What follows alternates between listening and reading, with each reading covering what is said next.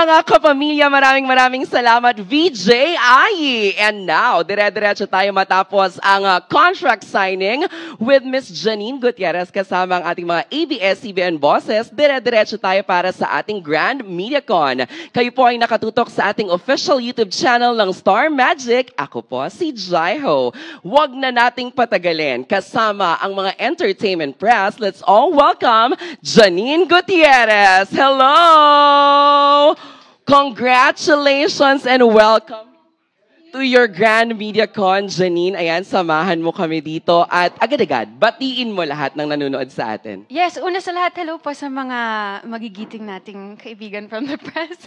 And hello po sa lahat ng kapamilyang nanonood. Jaiho, long time no see! Long time no I see! know, oh my gosh. Pero happy to be here and thank you for joining us. Totoo, Janine. Ayan, pwede kang maupo kung Okay. comfortable, ha? Ayan, para mas dire-diretso ang chikan. Janine, agad-agad, gusto kong malaman, coming from you, nung time na una kang pumirma ng kontrata with ABS-CBN, that's in the middle of yun talagang pandemic days pa talaga, di ba? And winelcome ka sa 9501, kung di ako nagkakamali. Pero ngayon, you experience this kind of pagpirma. Oo nga, Kamusta?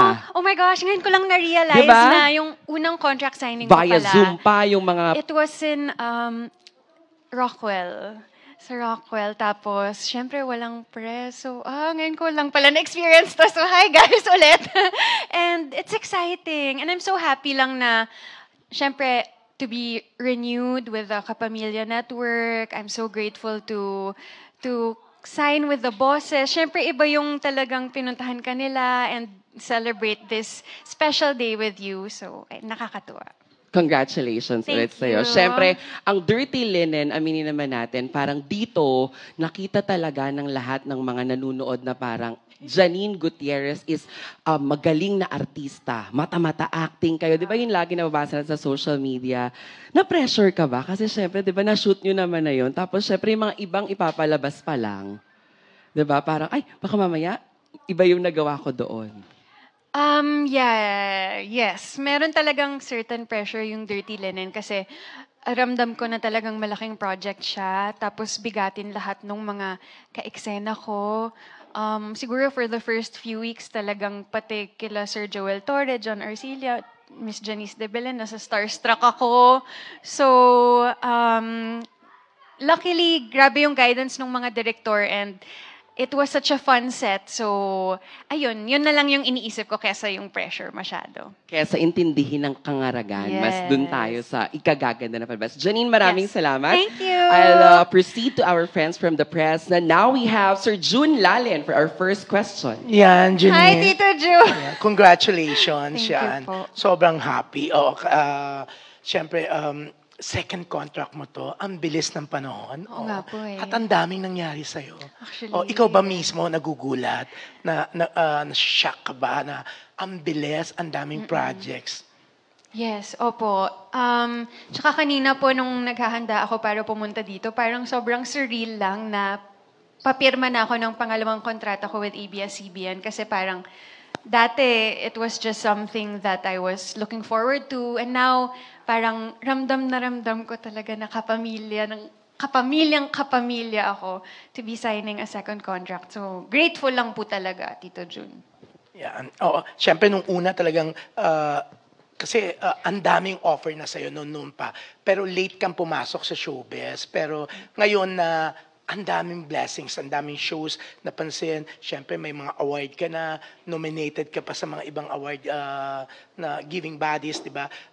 Anong naiisip mo? Anong sinasabi ng mom and dad mo, ng pamilya mo? Kasi ikaw makapamilya talaga eh. Always, talagang kayo, parang kare-kare kayo lagi ng mom mo or ni Monching.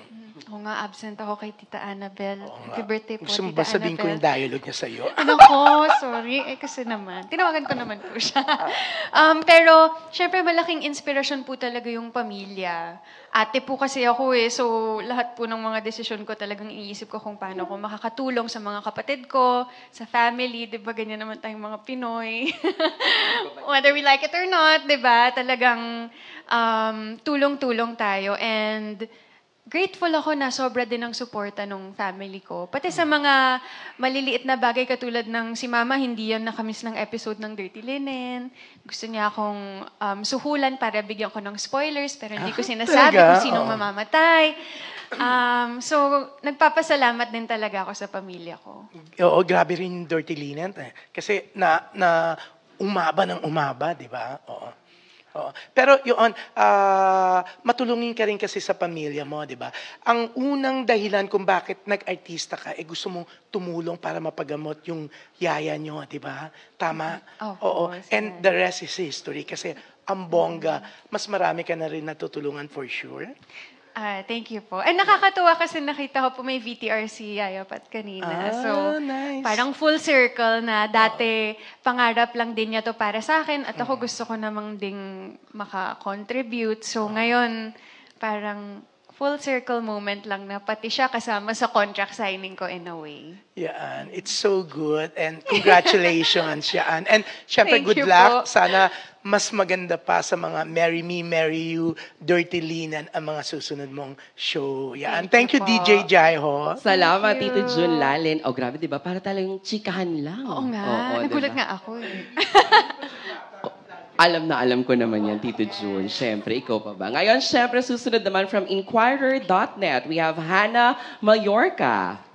Hi, Janine. Congratulations. So, nasa topic na tayo ng pamilya. So, you've come from a very prominent family. Anong secret ng isang Janine Gutierrez para gumawa ng sariling legacy away from her family? Siguro yung secret ko ay hindi ko pinangarap na maging kasing sikat ng mga kamag-anak ko kasi parang grabe yung pressure tsaka yung intimidation. Kaya siguro nung bata ako, ayoko talaga mag-artista kasi parang feeling ko, hindi ko naman kayang ma-achieve yung na-achieve ng nanay ko or ng mga lola ko. So, nung ako na yung talagang nagdesisyon na gusto ko talagang mag-artista, ang focus ko lang ay talagang mag-workshop, sipagin sa trabaho, maging professional. So, yun lang talaga yung finocus ko na one day at a time talagang subukang galingan ng trabaho at patuloy na magsipag at mag-aral. So, next question is, grabe yung success ng Dirty Linen. So, do you see yourself taking more on those kinds of projects sa susunod? Yes, I'm so grateful kasi gusto ko talaga yung role ko sa Dirty Linen na medyo may pagkabida, kontrabida in a way.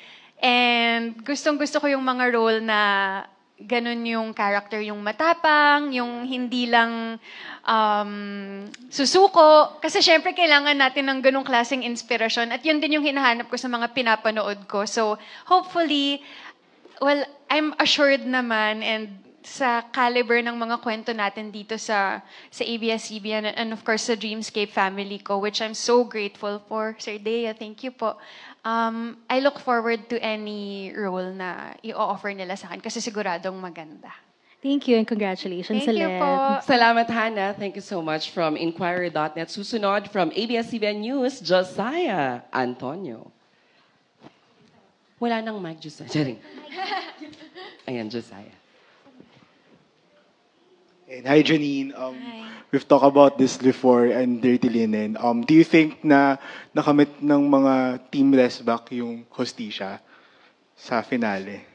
Sa tingin ko, oo. Gusto ko yung ending nung show kasi parang may pagka-poetic din yung nangyari kila Ma'am Leona at Sir Carlos at sa Pamilya Fierro.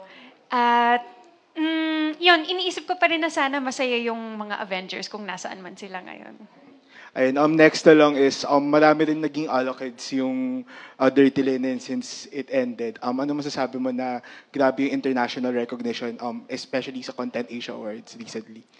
Yes, sobrang nakakatuwa kasi I know even the teaser was recognized. Yes. And lahat kaming cast nga na nung teaser pa lang yung lumabas, doon namin na-realize na wow, grabe talaga yung show na talagang maipagmamalaki natin sa ibang bansa. So, grateful talaga ako sa Dreamscape and to ABS-CBN. As in, may mga moments throughout the almost a year na sinushoot namin na minsan nasa set ako na hindi pa rin ako makapaniwala na kasali ako. So, proud to be part of the Dreamscape and ABS-CBN family talaga. After Dirty Linen, ano sa tingin mo yung para mga genre na gusto mong i-take on after this show? Parang kahit ano. I feel like they would know better for me than what I can even imagine for myself. Kasi yung Dirty Linen, parang di ko maiisip na may ganong role. So parang ngayon, full faith talaga ako na they know what's best for me. So kahit ano, game ako. Thank you and congratulations ulit. Thank Salamat. you. Salamat, Josiah. Thank you. Next question, dire-diretso tayo kay Drew Asierto ng Push. Hi, Janino. Congratulations. I just wanted to ask, what made you stay in ABS-CBN again and sign a new contract with them? Every day that I go to work or to taping here, talagang excited ako. Excited akong umarte, excited akong makita yung mga director, excited kaming basahin yung script, kung anong mangyayari. Pati kami naghuhulaan na, ikaw ba mamamatay? Parang nag-aasaran kaming ganun. So, it's just a fun experience and sobrang fulfilling din kapag nakita mo na yung reaction ng mga kapamilya. Not even kapamilya, yung mga nanonood sa ibang bansa, sa Prime, mga nagka-clip sa TikTok, oo. So, sobrang fulfilling na makitang invested yung mga tao. So, there was no doubt in my mind that I really, really hope to be a kapamilya forever. Okay. That's good to hear. Throughout your career here nga in ABS, you've done countless of projects na like Sleep With Me, Dirty Linen, diba? Who do you want to act with naman? Kasi ang dami mo na naka-act rin eh. Madami pa. Super dami pa. Well, yung mga idol ko dito, sila Miss Jody, Santa Maria,